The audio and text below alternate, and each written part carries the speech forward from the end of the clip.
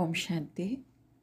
आज के अव्यक्तवाणी 28/9/1969।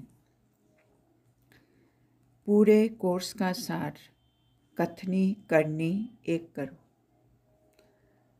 तो समग्र कोर्सेर सार যা যা আমরা পড়েছি তার সার হচ্ছে বলা আর করাকে এক করো। তো বাবা বলছেন, किस रूप में मुलाकात कर रहे हो। আমরা বাবার সামনে বসে আছি, যেন বাবা জিজ্ঞেস করছে আমরা কোন রূপে সাক্ষাৎ করছি। अव्यक्त रूप से व स्नेह रूप से व शक्ति रूप से। তো বাবা বলছে আমরা কোন রূপে বাবার সামনে বসে বাবার সাথে সাক্ষাৎ করছি। अव्यक्त रूप, स्नेह रूप বা शक्ति रूप। बाप रूप से तो मुलाकात कर ही रहे हो, लेकिन स्नेह रूप से व शक्ति रूप में व अव्यक्त रूप में है। আমাদের সামনে তো বাবাই আছেন, বাবার রূপেই তো আমরা সাক্ষাৎ করছি, কিন্তু আমাদের রূপটা কোনটা? স্নেহ রূপ, শক্তি রূপ বা अव्यक्त रूप। वर्तमान कौन सा विशेष रूप है? वर्तमाने विशेष आमादेर कौन रूप आछे? सारे दिन में इन तीनों रूपों में से ज़्यादा कौन सा रूप रहता है? तो सारा दिने ये तीनटे रूपेर मध्य बेशिरभाग समय आमरा कौन रूपे थाकी, जे रूपे आमरा बाबार साथे साक्षात् करी? अव्यक्त रूपे थाकी ना स्नेह रूपे थाकी ना शक्ति रूपे थाकी? इन तीनों में से श्रेष्ठ कौन सा है? এবার বাবা আরেকটা প্রশ্ন করছে, এই তিনটে রূপ है ना, अव्यक्त रूप, स्नेह रूप, शक्ति रूप, এই তিনটে রূপের মধ্যে শ্রেষ্ঠ রূপ কোনটি?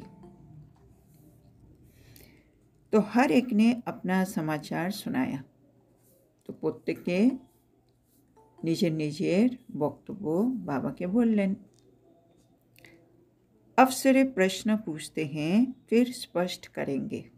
तो बाबा বলছে এখন বাবা শুধু প্রশ্ন জিজ্ঞেস করছে, পরে বাবা সব কিছু স্পষ্ট করে আমাদেরকে বোঝাবেন। अब सबने जो एक्स्ट्रा ट्रेनिंग कोर्स लिया है, इसमें सबसे पावरफुल पॉइंट कौन सी ली है? तो बाबा বলছে সব বাচ্চারা যারা বসে আছে সবাই এক্সট্রা ট্রেনিং কোর্স নিয়ে বসেছে। শোনো বাবা বলছে এই এক্সট্রা ট্রেনিং কোর্সের মধ্যে সবথেকে পাওয়ারফুল পয়েন্ট কোনটা নিয়েছো, মানে ট্রেনিং থেকে আমরা কি শিখেছি ওর মধ্যে থেকে সবচেয়ে पावरफुल पॉइंट কোনটা? कौन पॉइंट? जो पॉइंट विघ्नों को 1 सेकेंड में ख़त्म कर दे। एमन एक पॉइंट जेटा विघ्नों के 1 सेकेंडे शेष कर देवे। हर एक ने भिन्न भिन्न पॉइंट तो सुनाई, तो प्रत्येके आलादा आलादा पॉइंट बाबा के सुनालेन। अब जिन्होंने भी पॉइंट सुनाई है वो फिर भी अपना अनुभव लिख भेजे कि इस पॉइंट को यूज़ करने से कितने समय में विघ्न दूर हुआ है। तो बाबा आगे बोलें सबाई आलादा आलादा करे बाबा के पॉइंटगुलो शोनालो कि कौन पॉइंटटा दिए आमरा निजेर विघ्नोके 1 सेकेंडे दूर करे देब। तारपरे बाबा बोलছে এখন যারা বাবাকে পয়েন্ট শোনালেন তারা আবার নিজের অনুভব লিখে বাবাকে পাঠাবেন। কি লিখবেন? কি এই পয়েন্ট যেটা ওরা বলেছে বাবাকে, কি এই পয়েন্ট নিয়ে আমরা আমাদের বিঘ্নকে 1 সেকেন্ডে দূর করতে পারি। তো বাবা বলছে এখন এই পয়েন্টটাকে ইউজ করতে হবে, প্রয়োগ করবে, তারপরে বাবাকে লিখে পাঠাবে কি এই পয়েন্টটা আমি প্রয়োগ করে কতটা সময়ের মধ্যে আমি আমার বিঘ্নকে দূরে করেছি। जैसे बाबा এখন एग्जाम्पल দিচ্ছেন, जैसे कोई दवाई एक यूज़ करके देखता है फिर अनेकों को उसका लाभ लेने में सहज होता है। बाबा বলছে যেরকম কোনো ওষুধকে একবার প্রয়োগ করে দেখা হয়, তারপরে অনেকের জন্য সেটা ব্যবহার করা সহজ হয়ে যায়। তো একইভাবে আমরা যে যে পয়েন্ট ইউজ করে আমাদের বিঘ্নকে 1 সেকেন্ডে সরিয়ে ফেলতে পারবো, তাহলে সেই পয়েন্টটাকে আমরা অন্যদের জন্য সেবার মধ্যে ইউজ করতে পারবো। সেজন্য বাবা एग्जांपल দিয়ে আমাদেরকে বোঝাচ্ছেন। तो ये सब भिन्न भिन्न पॉइंट्स जो निकली है उन सब का सार 2 शब्दों में याद रखो।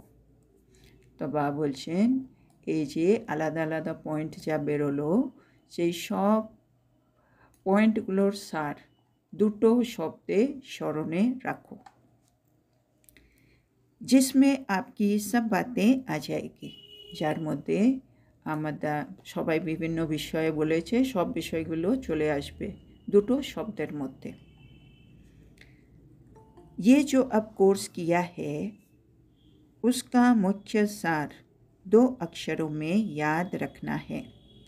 বাবা বলছে এখন যে কোর্সটা করলে সেই পুরো কোর্সটার সার দুটো অক্ষরে আমাদেরকে স্মরণে রাখতে হবে।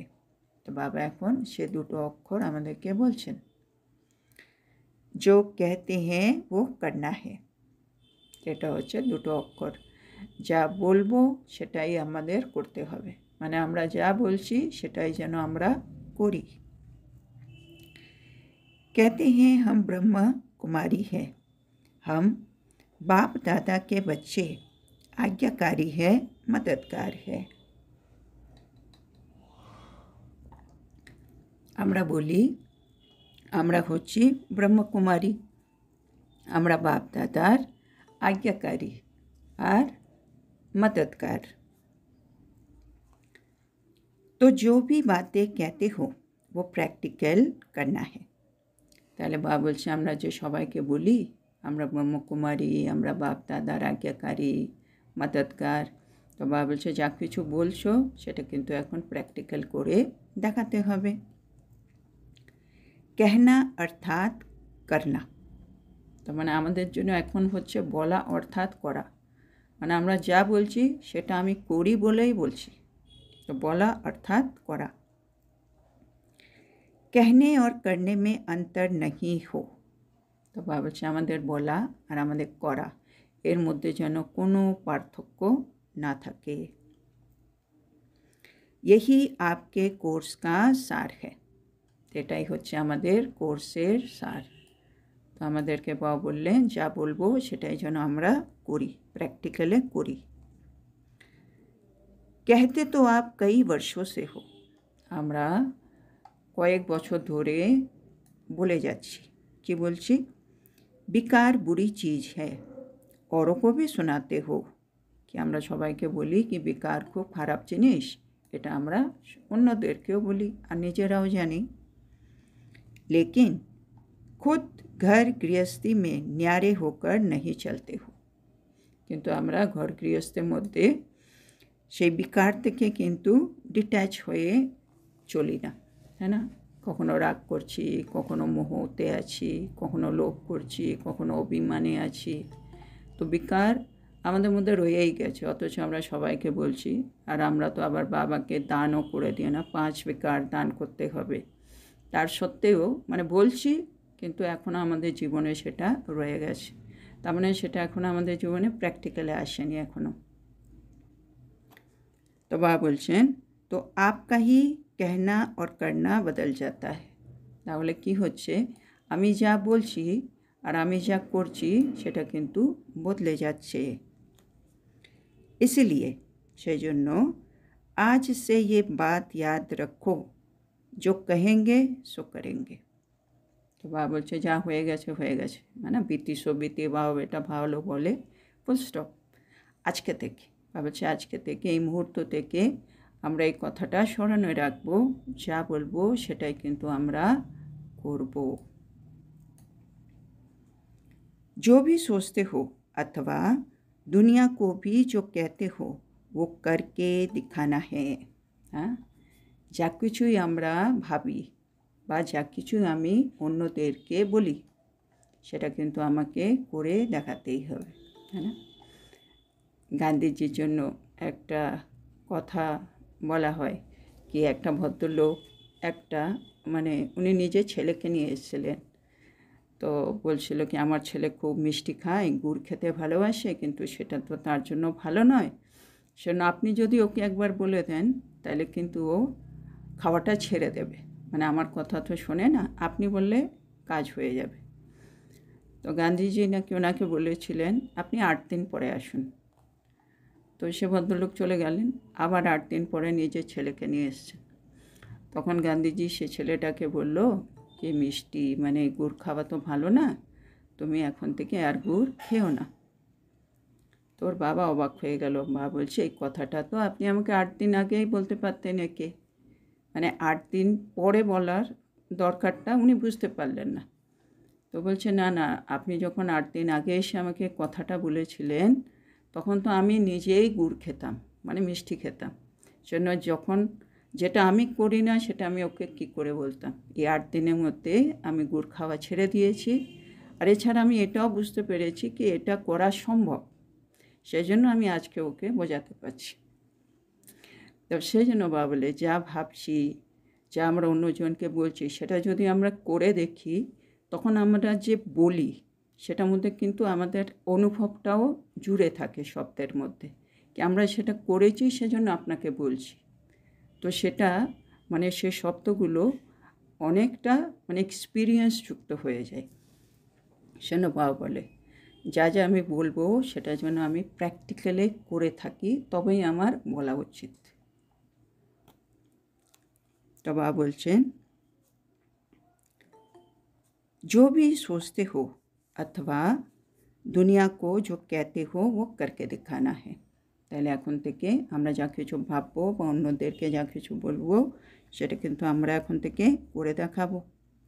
सिर्फ कहना ही नहीं है, करना है। তো শুধু মাত্র বলবো না, আমরা কিন্তু করে দেখাবো। अब सर्विस जो रही है वो कहने से नहीं होगी, लेकिन अपनी करनी से होगी। তো বাবা বলছে এখন যা সার্ভিস বাকি আছে সেটা কিন্তু মুখে বললে আর হবে না, এখন করে দেখাতে হবে, है ना।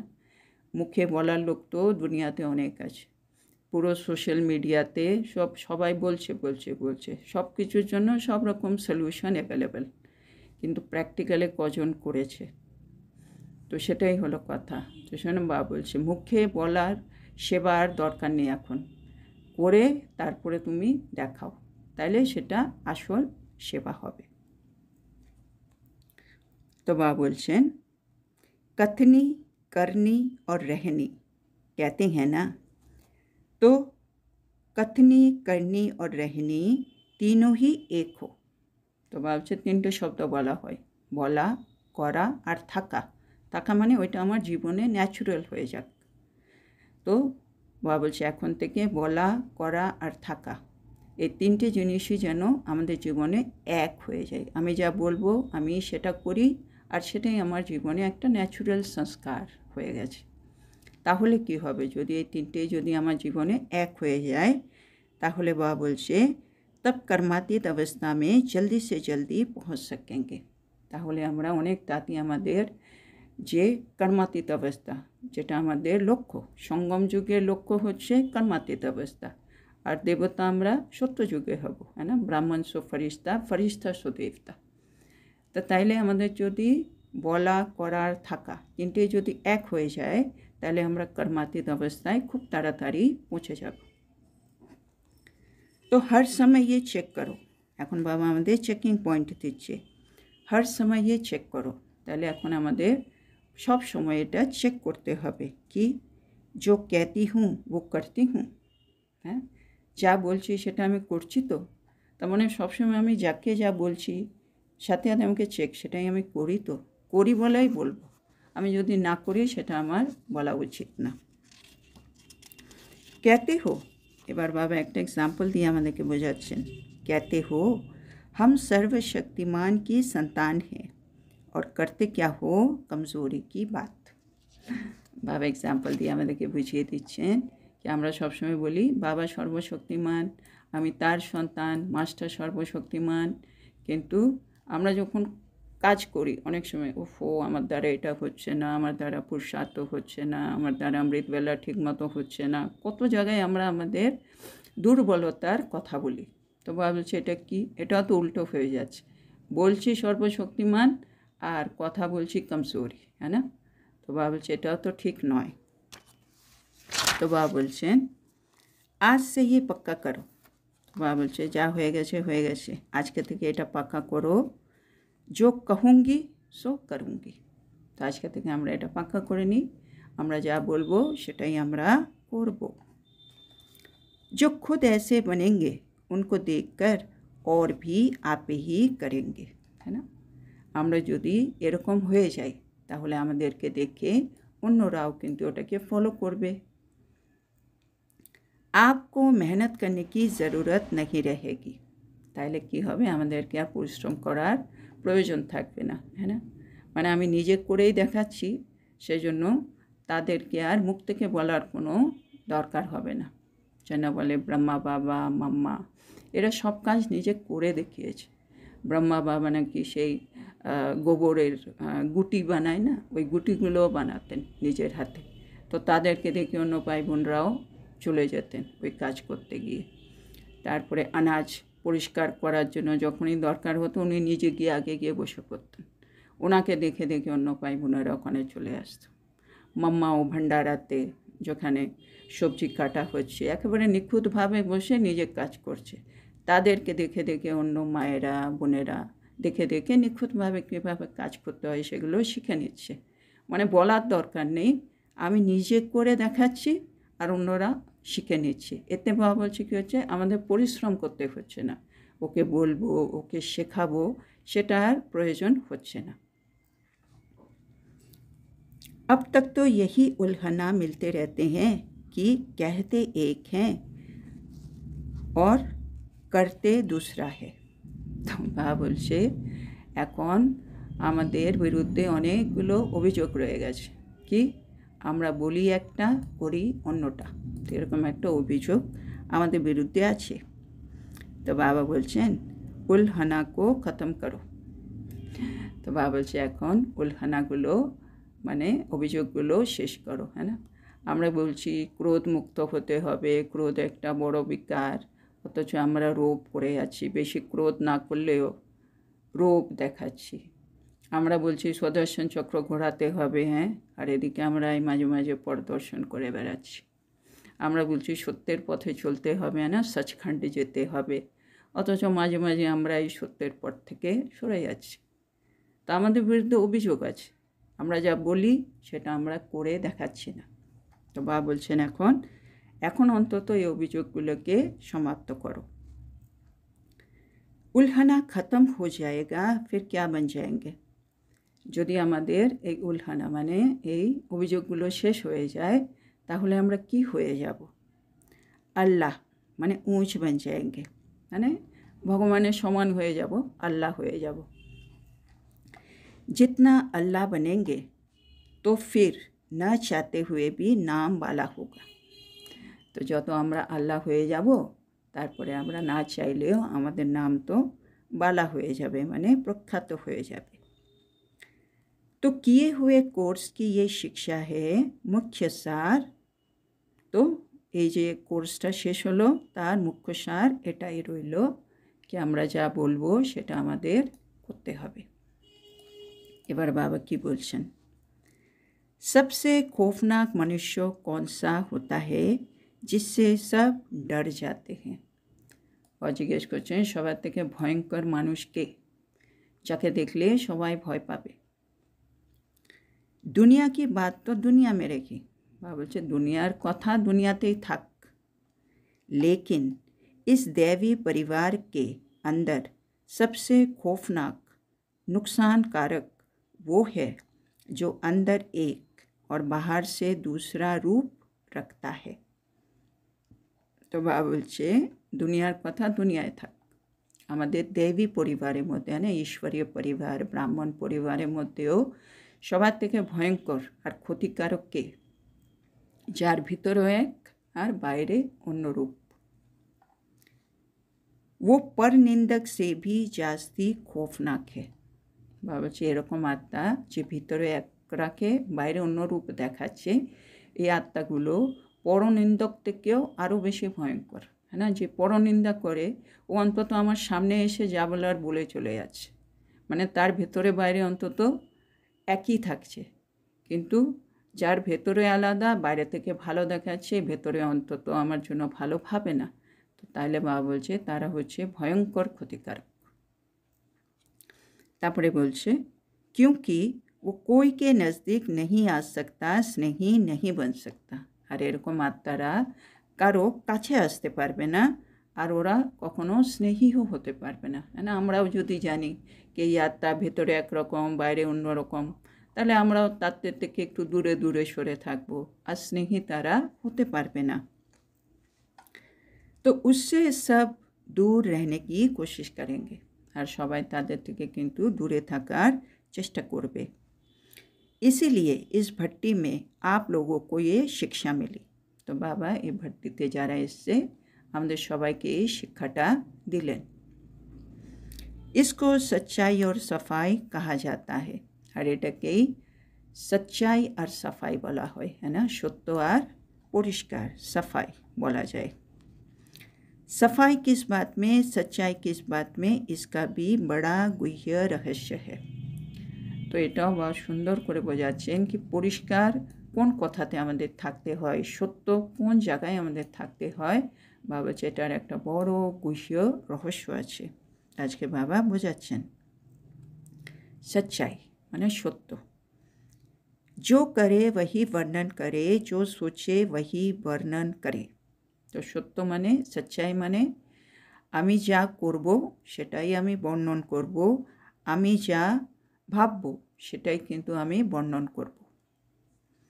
बनावटी रूप नहीं, কোনো ছলনাময় রূপ যেন না থাকে। मनसा वाचा कर्मणा तीनों रूप में चाहिए, আর এই সত্যতা मनसा वाचा कर्मणा तीनों रूपेই যেন থাকে। अगर मन में कोई संकल्प उत्पन्न होता है तो उसमें भी सच्चाई चाहिए। তাহলে আমাদের মনে যদি কোনো রকম সংকল্প উৎপন্ন হয় তাতেও যেন সত্যতা থাকে, তাইলে হবে সচ্চাই। সাফাই, এবার বাবা পরিষ্কার মানে সাফাইয়ের জন্য বোঝাচ্ছেন। अंदर में कोई भी विक्रम का किचड़ा नहीं हो, তো আমাদের ভেতরে যেন কোনো রকম বিকর্মের কাদা যেন না থাকে। कोई भी भाव स्वभाव पुराने संस्कारों का भी किचड़ा नहीं हो, মানে আমাদের ভেতরে কোনো বিকারের তো থাকবেই না, কোনো ভাব স্বভাব বা পুরনো সংস্কার কোনো রকমে যেন কিচড়া মানে কাদা যেন না থাকে। जो ऐसा सफाई वाला होगा वही सच्चा होगा, আর যে এরকম পরিষ্কার থাকবে, নিজেকে ভেতর থেকে পরিষ্কার রাখবে, সেই কিন্তু সত্য হবে। और जो सच्चा होता है उसकी परख क्या है, আর যে সত্যি হবে তার পরখ কীভাবে হবে, মানে আমি কি করে বুঝবো কি আমি সচ্চাই আর সাফাই আমার মধ্যে যে আছে সেটা আমি কি করে বুঝতে পারবো। তো বাবা সেটার পরখটাও বুঝিয়ে দিচ্ছেন। जो सच्चा होगा वो सबका प्रिय होगा, যে সত্য হবে সে কিন্তু সবার প্রিয় হবে।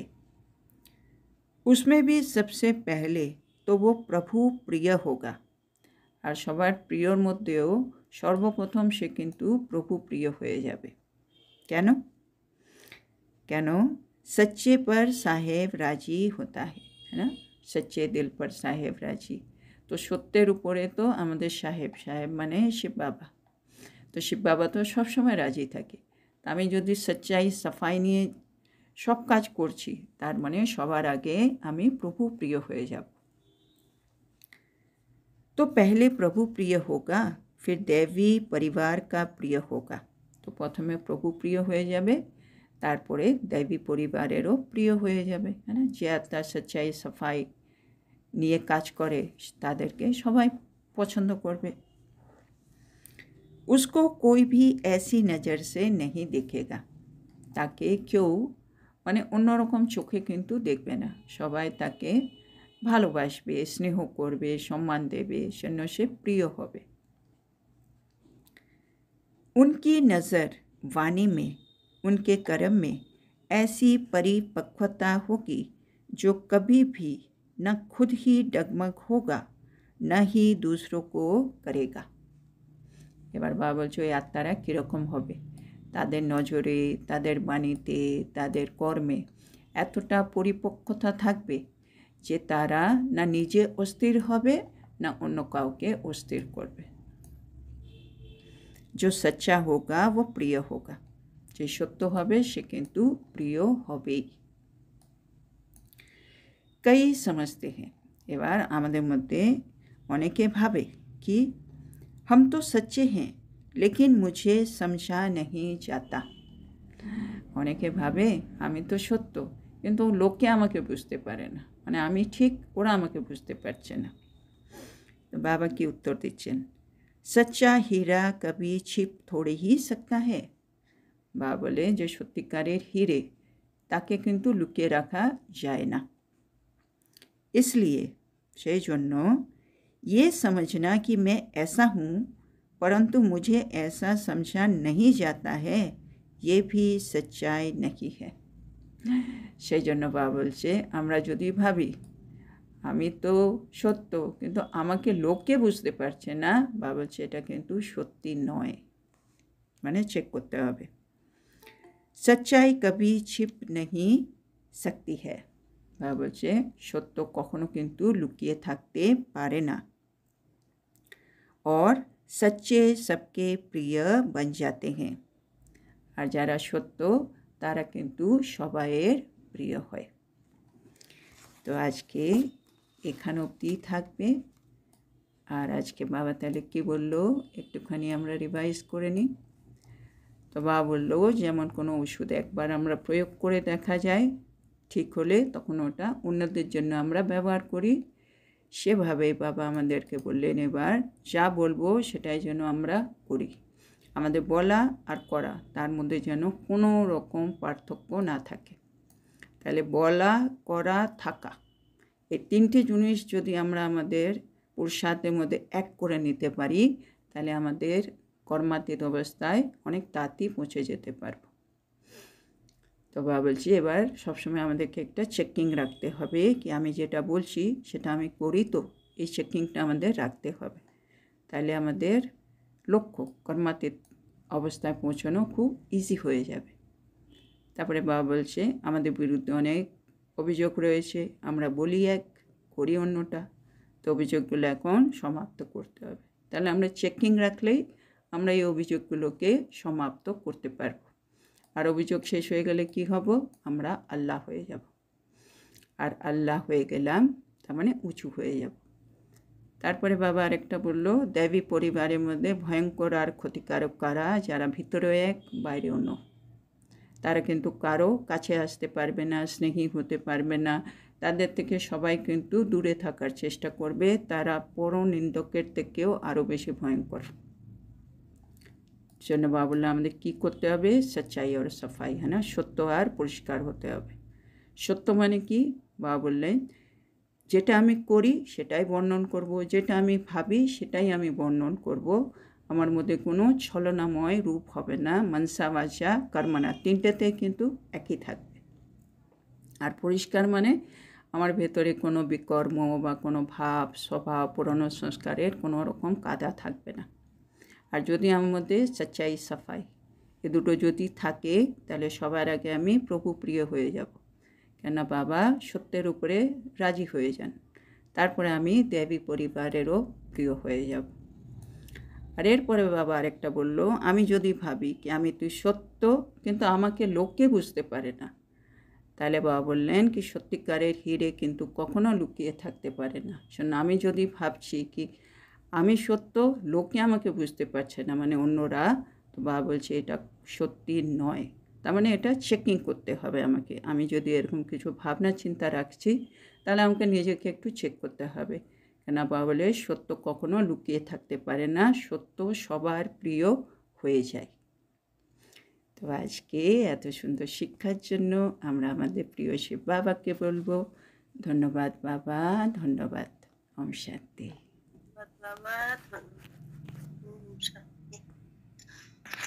ধন্যবাদ বাবা, ধন্যবাদ। ওম শান্তি। শান্তি। ধন্যবাদ বাবা, ধন্যবাদ। ওম শান্তি।